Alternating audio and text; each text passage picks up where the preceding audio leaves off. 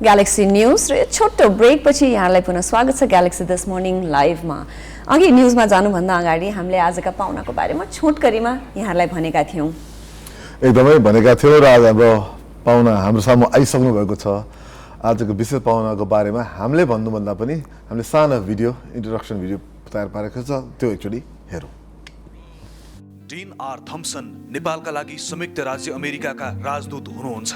राजदूत थम्सनले मेरील्यान्ड विश्वविद्यालयको school of public अफेयर्सबाट public म्यानेजमेन्टमा स्नातकोत्तर र युएस नेपाल वार कलेजबाट राष्ट्रिय सुरक्षा अध्ययनमा पनि स्नातकोत्तर गर्नु भएको छ। अमेरिकी कूटनीतिमा 25 वर्षभन्दा लामो अनुभव सङ्घालेका राजदूत थम्सन वरिष्ठ परराष्ट्र सेवाका सदस्य हुनुहुन्छ। गत कार्तिकमा नेपाल आउनु अघि राजदूत थम्सनले दक्षिण तथा मध्य एसियाली मामिला सम्बन्धी ब्युरोमा कार्यवाहक सहायक मन्त्री र प्रमुख उपसहायक मन्त्रीका रूपमा काम गरी अमेरिकी नीति र यस क्षेत्रका देशहरूसँगको सम्बन्ध लगायतका विषय हेरिसक्नु भएको छ। मलेसिया स्थित अमेरिकी दूतावासमा नियोग उपप्रमुख, रोमानिया स्थित अमेरिकी दूतावासमा नियोग उपप्रमुख, भारतको कोलकातामा अमेरिकी महावाणिज्य दूत र श्रीलङ्काको कोलम्बो स्थित अमेरिकी दूतावासमा आर्थिक तथा वाणिज्य शाखाका प्रमुखका रूपमा समेत काम गरिसकेका थम्सन परराष्ट्र सेवाका क्रममा पाराग्वे र बङ्गलादेश स्थित अमेरिकी दूतावासहरूमा पनि कार्यरत हुनुहुन्थ्यो। तिनै नेपालका लागि अमेरिकी राजदूत डीन आर थम्सन आजको हाम्रो अतिथि हुनुहुन्छ। हो, यिनै नेपालका लागि अमेरिकी राजदूत डीन आर थम्सन आजका हाम्रा पाहुना हुनुहुन्छ। Your Excellency, we welcome you on our show. Sri Samir, thank you for having me on this morning.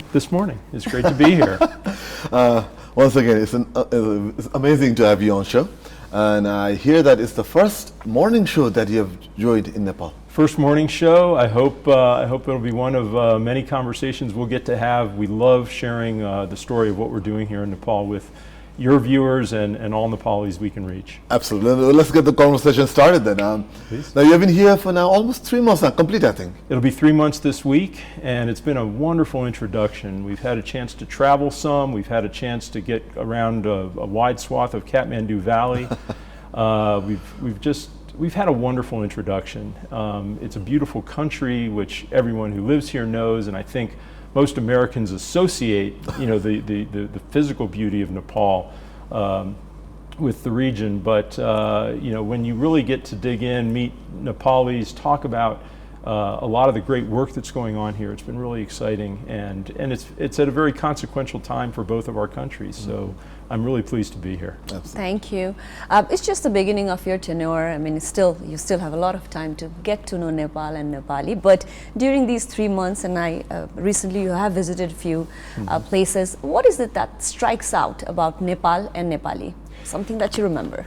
Well, first and foremost, let me say, in traveling to the Karnali province, Lumbini province, we've been to Birendra-Nagar, we've been to numerous villages in those areas, then over to Nepalganj with the border with India. We have met so many people working on so many incredible projects. Just a tremendous resiliency of society here that we've found. Nepal faces challenges on many, many fronts, but everybody is working hard to make a better 21st century Nepal. And we're just really pleased to be able to partner with so many interesting, fascinating people who are doing such great work. And you are here now. I mean, as you just mentioned, it's been 3 months now, and you have many months ahead of you. So, what would be what are your agendas that you kind of have identified for this tenure? Sure. First off, I have 3 sort of overarching to-do items, right? Which is, first and foremost, I want to get around. I want to listen. I want to hear from Nepalis about what's going on in their communities. I want to hear what their concerns are. I want to understand the country as best I can.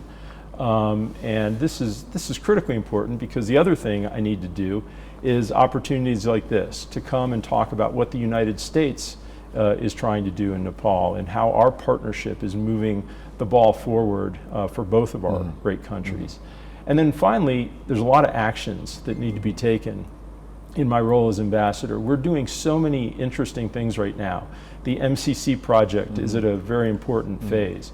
USAID has just signed a new $659 million agreement with Nepal to work in many incredible areas. We're looking to bring Peace Corps volunteers back to the country after the COVID hiatus. And our Development Finance Corporation is working on close to $200 million in investments in the country to help bolster small and medium-sized enterprises, including small and medium-sized enterprises run by women. So we're very excited about the prospects of what's going on right now. Listening to it, we are also excited as well. And you know, you have worked with a lot of South Asian countries in the past.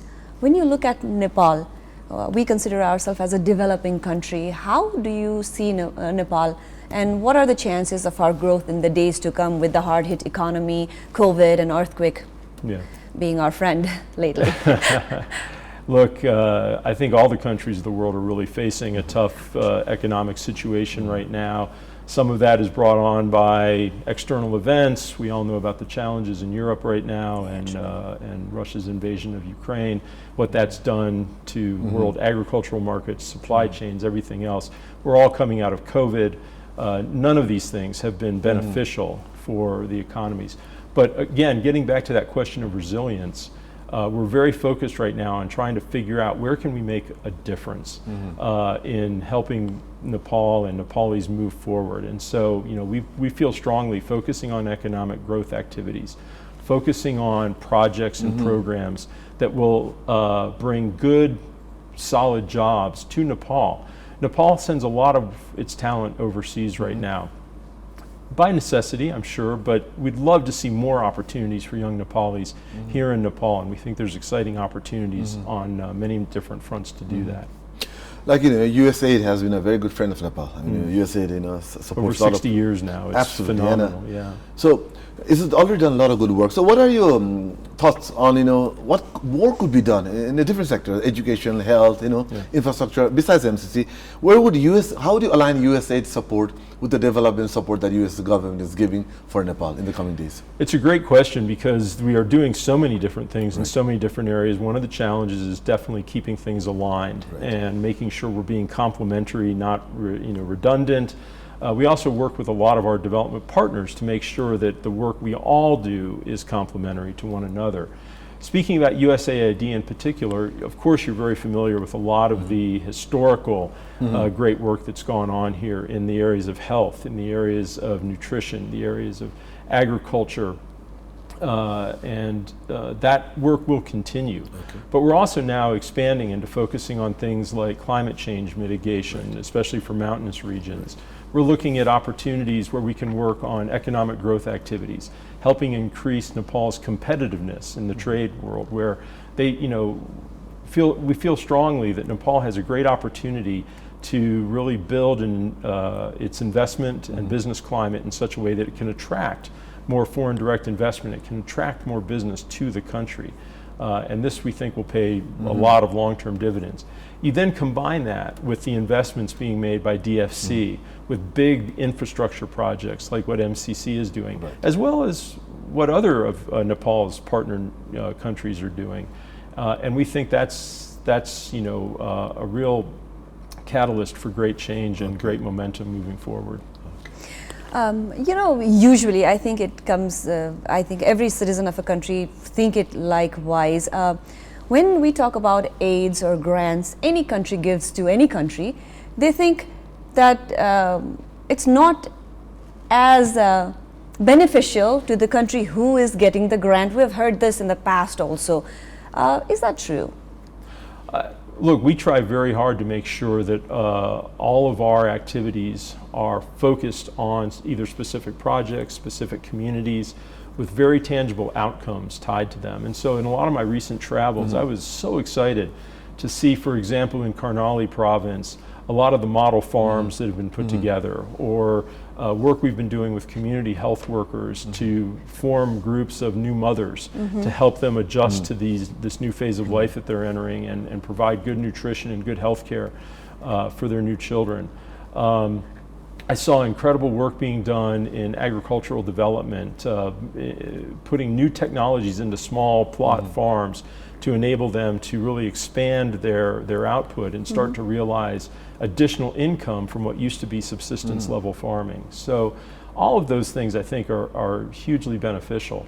As we look at the MCC project, one of the points we've tried to make over and over again is this is grant money. This is a direct investment by the United States of America in the infrastructure of Nepal. I see no other way to describe it than as a benefit to the country. And so I would say absolutely, we try very hard to focus on it, but we always want these things to be driven by Nepalese. We want to have a strong partner that knows what it wants to get out of that assistance and is working with us for what's in their own best interest. And we have that in Nepal.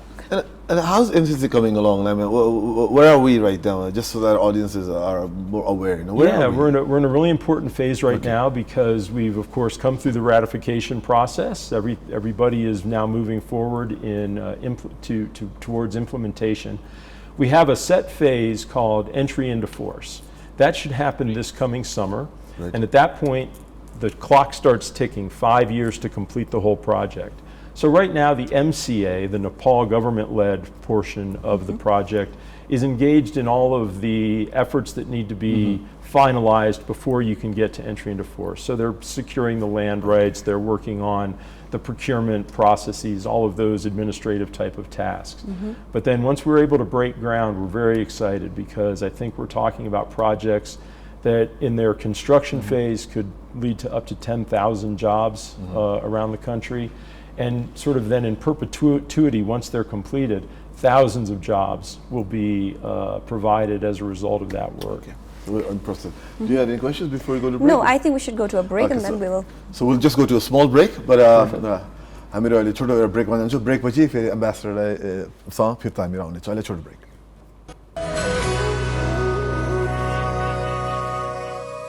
थोरै नै किन नहोस् बचत गर्ने बानी बसालौँ. Everest Bank. Goodwill Finance, financing for success since 1995. Goodwill mai cha vishwas janata ko, Goodwill mai ho sathi safalta ko. Goodwill Finance, financing for success since 1995. Galaxy This Morning Live co-sponsor Goodwill Finance Limited, financing for success since 1995. Associate sponsor Everest Bank Limited, Digu, Darilo raw विश्वासिलो. Nepal Wool House, Bhotahiti, Asan, Kathmandu.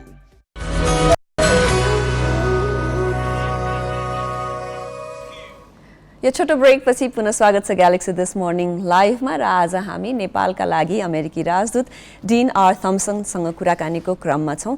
आउनुहोस् अझै हाम्रा केही कौतूहलता उहाँसँग राखौँ. Your Excellency, you know, as you mentioned, this is the starting of your tenure and the agendas that you were going to work on. But from your visit to these different places in Nepal, as you mentioned, Karnali, what do you think Nepali people's expectation is from their new ambassador? It's a great question. I mean, one of the things I'm hearing is about the relationships that have come from well before I arrived, right? The fact that we've had over 4,000 Peace Corps volunteers in the country.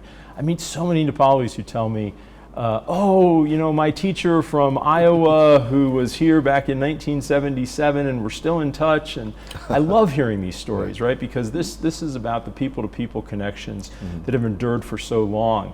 Another thing that we hear a lot about, I think one issue people aren't always aware of, Nepal, on a per capita basis, has the second largest number of foreign students in the United States. So we've got these great ties with our universities and colleges in the United States, and students who've either gone to the U.S. and are working and then coming back, or bringing investment back to the country after they've had a chance to spend some time in the U.S.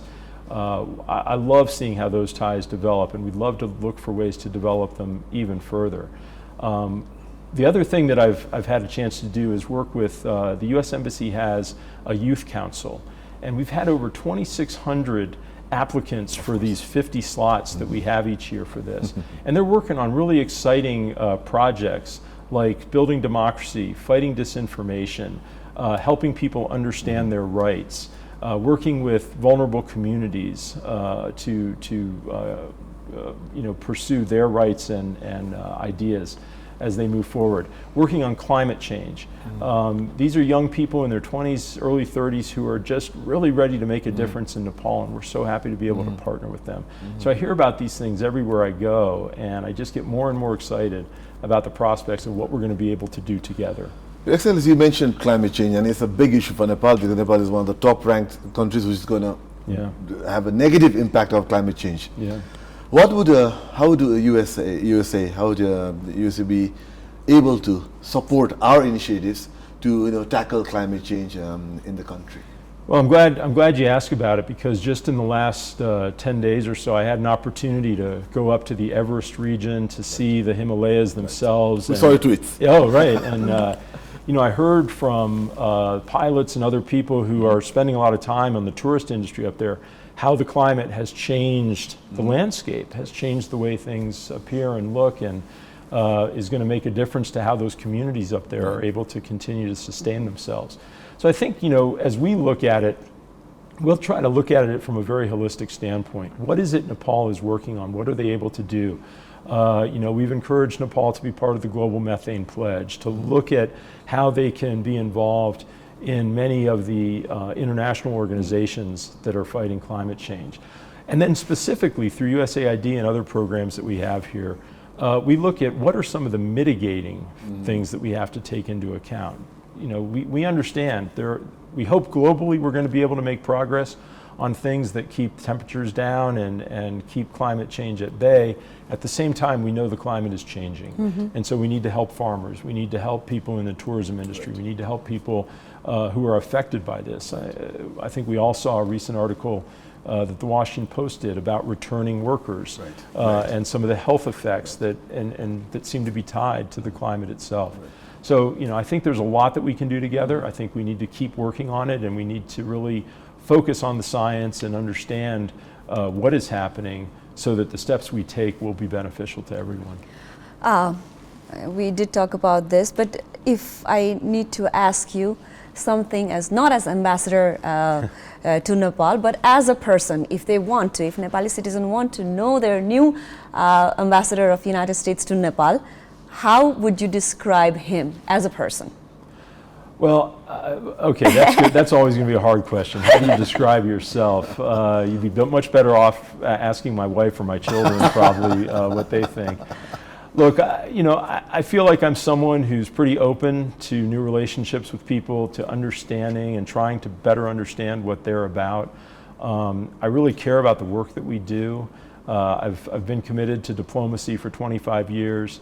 I think one of the absolutely underlying beliefs that I have is that everybody wants to make the world a better place, to make their country a better place, and that by pursuing our interests on these fronts, we can work together to do those things. And so I'm committed to doing that here in Nepal and building this partnership even further. Okay, Samir, I'm going to re-ask this question once again because I don't think I got the answer. Like, what do you do in your free time? What are the places that you like to visit? Sure. What is it that you enjoy? What kind of food do you like? Right. In short. So I love food from all over Asia. I've loved being introduced to Nepali momo culture. I've enjoyed dal bhat and different types of achar. Recently I was introduced to lapsi achar, which is going to be a real tough thing on my waistline, I think. And I'm a big tea drinker. Masala chai is definitely one of my daily pleasures. And then in a general sense, I love being outside for sports activities. I'm a golfer. I love to ride bikes. I know you and I have talked a bit about that, and I hope to be able to keep doing those things. But also, you can't help but be in Nepal and realize I'm going to have to develop more of an affinity for hiking, trekking, and getting around to see more of the beauty of this country. But yeah, I think those give you some ideas. I mentioned my wife and children. I'm also a new grandfather, so that's a very exciting factor in our lives right now as well. Now, coming back to your diplomatic career now, now we know you as a person. Like you said, your career has spanned 25 years in the diplomacy already. How do you think that has shaped you as a person? You know, coming from the starting, going back to the days when you first started. Now you're in Nepal. You know, after so many years, how has that impacted you as a diplomat, in a career? You know, it's a great question. My father was involved in international work, not as a diplomat, but he was part of the founding organization of Peace Corps back in the 60s, worked in Africa on Peace Corps related issues. And so growing up, international issues were always kind of a part of the household conversation. Once I got to college and realized I was interested in pursuing these things further, he was really instrumental in introducing me to the whole concept of the diplomatic corps and the foreign service. And so I think, you know, as you go through, you come out of university and you think you know so much. And then you enter the diplomatic service and you get posted around the world and you meet so many interesting people doing so many interesting things, and you can't help but be affected and start to see your viewpoint and your horizons broaden and broaden and broaden. And so that pretty soon the narrow sets of philosophies and ideas that you thought should dictate everything are open to many more possibilities. And so that's one of the most exciting things about this job, is even now, 25 years into it, I'm still discovering new things. I'm still meeting new people. I'm still growing my worldview as a result of it. Okay, wow. This is just out of curiosity. You know, we've always seen America has been seen as one of the most powerful countries in the world in the past so many years. How does America see Nepal? Because in a world map, we're a very small country. I mean, okay, sure. On a world map, it's a small country. You're in a very geographically fascinating area between India and China. You know, there's lots going on in this region. But one of the things I really like to reinforce for people is that being a small country doesn't mean being a small presence or a small or having a small economy. Nepal's population is very similar to, say, Canada. Australia, many countries that are you know, playing a vital role around the world. And so that's one thing we'd like to continue to do, is look for ways for Nepal to exert its influence and be a real force for positive momentum in the world on so many different fronts where we share interests. We've already talked about climate change. We've talked about building a stronger democracy. Nepal has been a great participant in President Biden's Summit for Democracy project, and we hope to see that continue as well. So I think there's so much happening that we can work on together, and I know we will going forward. This following up on Sarita's question, U.S. is one of the largest democracies. We know U.S. for its democratic principles and values. Yeah. How should Nepal, I mean, as a friend of Nepal, you're also ambassador, how should Nepal move forward in ensuring that democratic practices are in place in the coming days? Because we are going through a lot of political changes, you know. Sure, we all are. I mean, and we're seeing democracy, you know, sort of being under threat all around the world, including in the United States. We've had some issues in the past couple of years that we've had to deal with. So we're very focused on this question, and we're very excited about where we are. I was really pleased to be able to be here to witness the most recent national elections in Nepal, to see a free and fair process go forward, to watch the government formation, to see the will of the Nepali people recognized and realized is a great opportunity and really a great honor. Look, fundamentally, I think what all countries need to do is focus on building those democratic institutions and making sure the accountability structures are in place so that democracy delivers for the people of each individual country. People go to vote, and they go to vote with expectations. So it's really important that politicians be listening and understand what it is people want, what it is they're looking to see, and then start to answer that question. But at the same time, they need to lead. When there are issues out there that people aren't focused on, they need to raise the profile of them. So again, all the issues we've talked about today, it's important for policymakers to be sensitive to those and working to come up with good policies that meet the needs of the people on those fronts. As the new government is forming, actually today, we're very hopeful that some changes for good will happen. And you know, earlier while we were discussing, you mentioned that we're trying to build a good platform so that our youths do not have to go to foreign countries to work.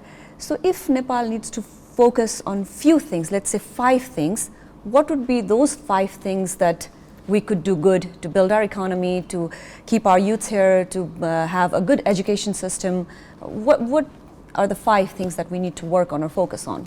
Yeah, well, first off, I'm not sure I'm the world's expert on what Nepal should do, especially after being here for 3 months. But I will say there's a few areas where we have sought to be a partner because we think that things will make a big difference.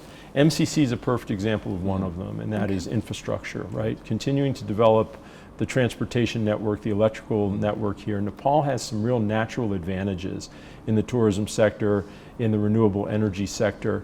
And so to realize those, building out that infrastructure in transportation and energy is going to be really critical. Building a more inviting business climate and investment climate, I think, is also going to be very important. Making sure that Nepal looks around the world and says, who's competing for the investment dollars that are out there? Who's competing for business interests? And where can we compete and what can we do? So what policies do we put in place? Are your tax structures competitive? Are your regulatory, are the rules that you've put in place conducive to good companies coming in and investing in the country? Are you providing equal treatment to national companies and foreign investment that comes in? All of these, I think, are areas that are critical. And then finally, of course, another area we work on a lot is health and education, and making sure that you have a strong, well-prepared society to deal with the challenges that come ahead. I think those are going to be some of the fundamental things that help the country grow. Thank you. Very interesting. Now, we're come to the end of the program. Before we end, question for, again, I'm going back to you now as a person.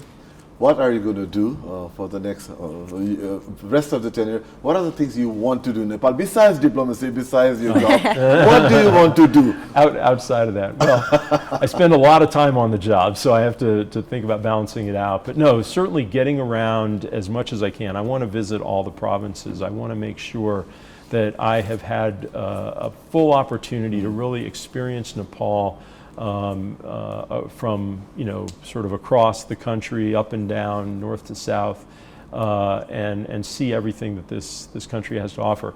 I know you didn't want to talk about it, but another area we've been very involved with is the Ambassadors Fund for Cultural Preservation, yes. And of course that sort of spawns both or spans both personal interest as well as professional work, and so continuing to work in those areas and learn from all the people that are working on those projects, I think is going to be exciting.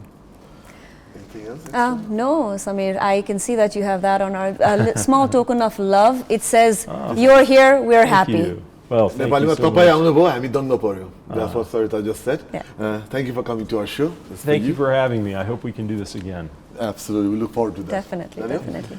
So we would like to thank the ambassador, and now we अहिले सानो हामी छोटो ब्रेकमा जान्छौँ. ब्रेकपछि सरिता र म चाहिँ आउँछु हाम्रो गेस्टलाई बिदाई गर्दै हेर्दै गर्नु होला ग्यालेक्सी दिस मर्निङ लाइभ.